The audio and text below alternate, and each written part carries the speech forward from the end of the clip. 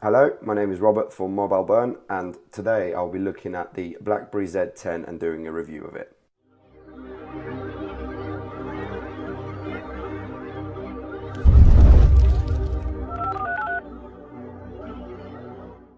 So first of all, let me say thank you very much to EE for sending me this. EE are UK's only 4G network at the time of making this video, so thank you very much again for them to sending me this. First of all, let's talk a little bit about the hardware of this device. And the hardware is actually very impressive compared to sort of older generation BlackBerry devices. And it features a 4.2-inch display on the diagonal here, and it has a resolution of 768 by 1280, which is the same resolution as the Nexus 4 has, but because of the smaller size of the display, it actually has a 355 ppi. The processor inside the device is a Qualcomm S4 dual-core processor running at 1.5 gigahertz, and it actually has 2 gigabytes of RAM, which is again the same as the Nexus 4. The GPU is an Adreno 225. On the rear, it has a 8 megapixel camera with 1080p, which shoots 30 frames a second video. The front-facing camera is a 2 megapixel camera with 720p video as well as 30 frames a second, like the rear one. Oops. It has the usual sort of types of connections like Wi-Fi, Bluetooth 4.0, NFC as well, which is a nice feature that this is included, and also has a 4G radio, because obviously this is available on 4G now in the UK. The storage of the device is a 16 gigabytes as well as a micro SD card to extend the storage of the device. And the battery is an 1800 milliamp hour battery, and this is user replaceable. Now, looking at the device, starting off on the right hand side, you get presented with the volume rocker, and in between the volume rocker is the actual voice command button. So if you long press the voice command button, it actually opens Siri-esque type feature, and also pauses music during playback. The other side has a micro USB charging port as well as a micro HDMI out. And the top of the device has the power button, the 3.5mm headphone jack, and the microphone. And the bottom of the device is clear apart from the tab to pull off the back cover to reveal the internals. So this is the device with the internals revealed, and you can see the battery here. It's a very elongated 1800 milliamp hour battery. It also has the micro SIM card slot here, and then the micro SD card slots further up. And while we're on the back with the cover off, you can also see the NFC chip here, and then you have the 88 megapixel camera here, and then the 2 megapixel camera on the front. And going back to the front, you have the speaker at the top, you have all the sensors at the top as well, and then just a BlackBerry logo. And there are no buttons on this device because it is very touch based and touch gesture based. Build quality wise, this device has a glass screen on the front, and this is sandwiched between two plastic bits. So and the back is also a rubberized sort of textured feel. So it's a really nice feel. Looking at it, it's very iPhone-esque, looking like sort of skinny, but quite narrow and quite tall and skinny looking. The build quality is maybe not up to Apple standards, but it's more than acceptable and more than good enough, and feels nice and solid in your hand. And the button placement is also very nice, that you can access the power button at the top with your index finger, and then with your thumb you can actually access the 3 buttons on the right hand side. Then looking at the BlackBerry OS 10, which is what you see in front of me here, it comes with many improvements, but I think many BlackBerry users will feel very familiar. And I think changing from an iPhone and Android device to this device people will also feel very familiar with the device in terms of the layout and the sort of new improvements that have been made. So first of all, the swipe gestures of this device. If I open, for example, an app like the BlackBerry App World, you simply tap, as you normally do anyway on most smartphones nowadays, and then the gestures are, you can swipe up to close it, but that brings into the multitasking view. You can see here, you can tap the X here to close the app. You can also swipe in from the left to reveal a set of another menu icons. So you can then have the categories, for example, in the app world, like games, applications, music, video, my world. And then also if you swipe in from the top, it actually presents you with other settings like help, downloads, QR code and settings. And so as I already said, this is very, very gesture based, very heavily gesture based, this UI. So nice that this sort of is up to par now with other devices like Android and iOS. Now looking at the home screen, iOS users will feel very familiar with this UI because you get the 4x4 grid, and you also get sort of home pages at the bottom. So you have, page number 1, page number 2, and page number 3. And so the gestures that you get on iOS and Android in terms of creating folders and deleting apps as well work just as well on this BlackBerry. So for example, if I was to move icons around, I hold BBM, long press it, and then you can see you can move it around and you can put it into any sort of position you want, and the other apps will reshuffle.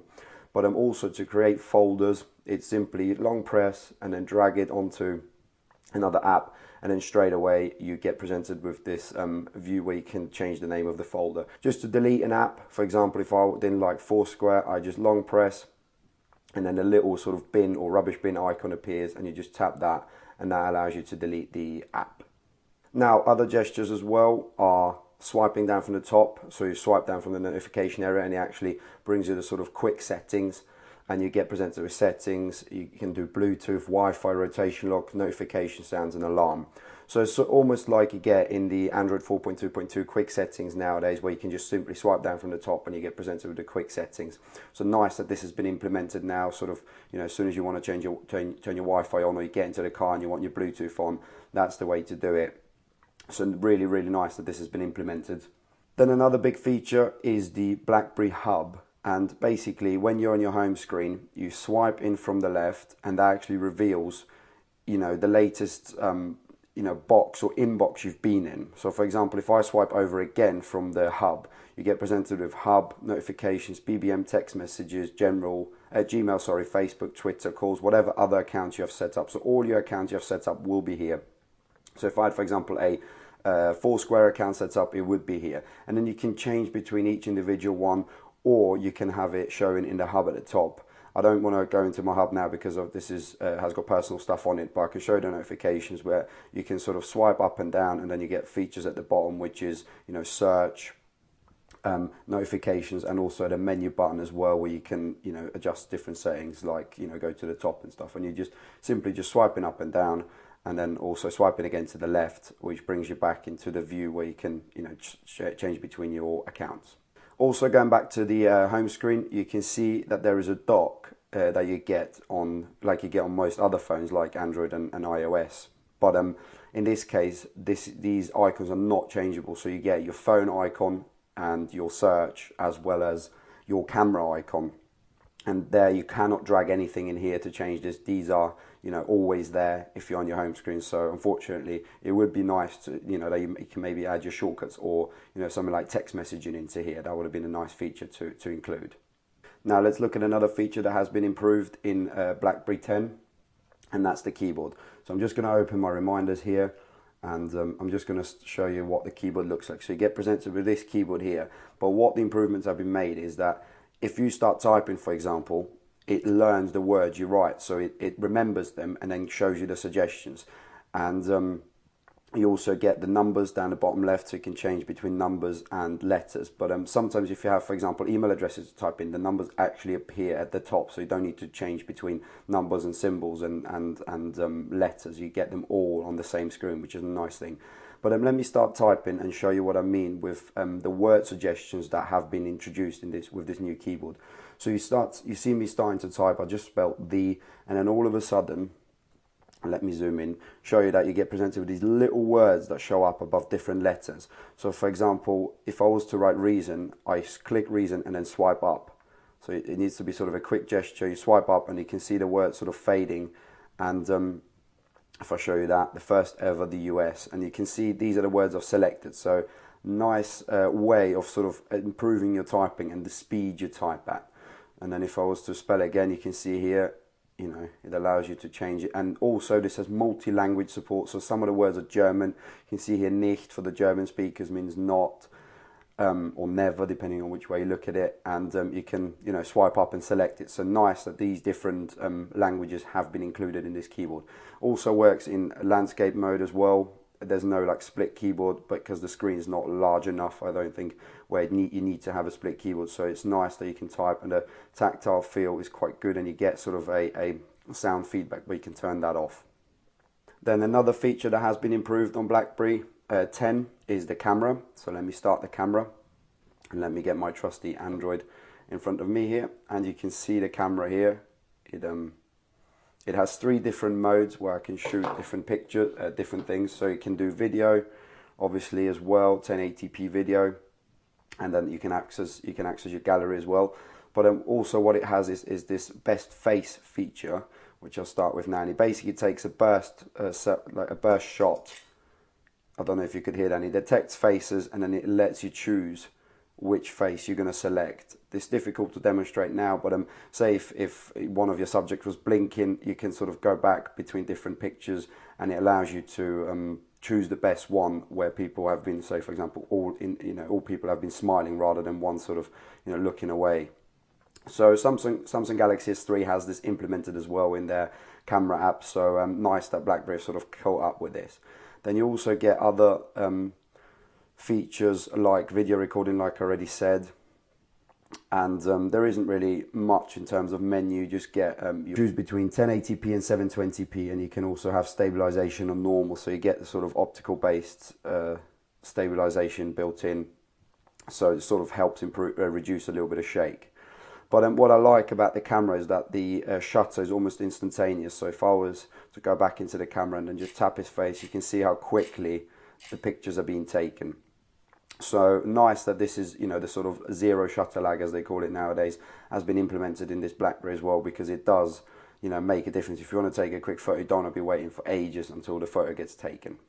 Now let's have a look at the app world, and this is, I think, what makes or breaks a smartphone manufacturer or smartphone OS. And the BlackBerry app world, you can see already it shows me up with a server error, and unfortunately I've been experiencing this quite a bit. I've logged into my BlackBerry ID, and I've not been able to download any paid apps. I would like to have tried a few games, but unfortunately I can't do it. I don't know whether this is down to the phone or whether this is just because it's a lone unit I cannot access it. But I've seen on the internet many people have had problems with this, and I've tried all the solutions, and it unfortunately hasn't worked. But most of the apps you find here are sort of taken over from previous BlackBerry versions. But I mean, some apps are brand new, like for example you get Asphalt, stuff like that. So again, if I swipe in and show you games, for example, you get Asphalt 7, you get Stickman games, you know, games that have been very popular on other devices like, you know, iOS and Android. But unfortunately some of the other apps don't look as good on this phone as you know you'd expect in 2013, and unfortunately the sort of the App Store is a little bit of a letdown. There are 70,000 apps available, and unfortunately the sort of BlackBerry suffers a little bit like Android suffered at the start in terms of, you know, App Store not being as good as you'd think. But you know, most of the apps you need are there. You know, the you know, games and stuff like that is there. If I go over to applications as well, you know, you get iPlayer, you get weather widgets, you know, the sort of standard apps you have. You get, you know, if you're in London, the Tube map, instant messaging, you know, Google Chat, Google Talk, sorry. You also have, you know, map applications as well. So you do get the sort of standard features, but I'm sure there will be more available, you know, in the not so distant future. Now, the last of the smartphone, the last of the BlackBerry OS is the new lock screen, and it's again, you know, like Android, like iOS, you have to swipe up to unlock it, which I'll show you in a minute, but you also get presented with the notification buttons on the side. So you can see here, I apparently have 3 emails and 8 notifications, but unfortunately you cannot go into them by tapping that. So you can, you don't get anything presented, you can't swipe or anything like that. The only thing you can access directly is the camera, and you also get the clock and the date. But the only way to access the screen is by literally swiping up, and you can see a nice sort of animation there. But it would have been nice to have a, you know, sort of accessible from the lock screen, like for example HTC Sense has, or Samsung Galaxy S3 has, where it has the shortcut buttons. You know, it would be nice to be able to maybe customize it, or just access the, you know, your emails or your Facebook feed and stuff like that, rather than having to sort of swipe up, then go into your hub and you know, do all this. Is extra steps that, you know, I don't think are necessary nowadays, especially in 2013. But that really concludes my look at the BlackBerry Z10. I hope you've enjoyed this video. If you have, please like the video. Please feel free to subscribe to the channel for more content. If you have any comments, any queries, please leave them down below. And I hope to see you in my next video.